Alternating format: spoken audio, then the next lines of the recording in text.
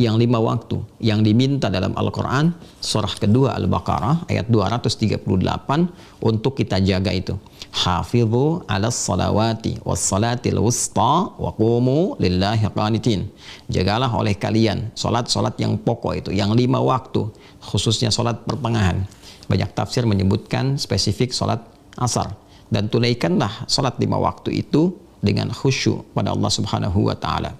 Ternyata di antara faidahnya, di antara manfaat dan keistimewaannya, salat 5 waktu itu bukan hanya melahirkan pahala, bukan hanya berdampak pada kehidupan kita, dari mulai doa cepat dikabulkan, merubah perilaku menjadi baik, menghadirkan ketenangan.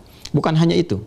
Kata Nabi, itu berpeluang mukaffiratun, bisa menjadi penghapus, penggugur, penutup dosa-dosa yang ditunaikan, sepanjang itu bukan dosa besar. Sepanjang Muslim dimaksud konsisten menjauhi dosa-dosa besar, terutama 7 dosa besar utama yang pernah kita jelaskan di pertemuan-pertemuan sebelumnya. As-sab'ul mubiqat, membunuh, berzina, musyrik, dan perilaku-perilaku dosa besar yang lainnya. Dia jauhi semua itu, maka dosa-dosa kecil, ingat sekalipun kecil, tetap berdosa.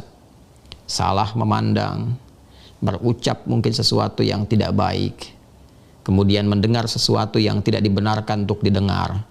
Berapa kali kita berinteraksi dengan gambar-gambar, video, bahkan dalam grup-grup obrolan di media sosial dan seterusnya, berpotensi ada hal-hal yang keliru untuk dilakukan. Ternyata menariknya, sholat 5 waktu dari satu sholat ke yang lainnya, subuh ke zuhur, zuhur ke asar, asar ke maghrib, sampai dengan ke isya dan ke subuh lagi.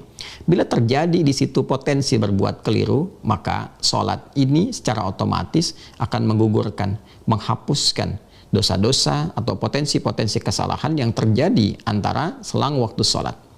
Subuh ke zuhur, siapa yang tidak punya dosa?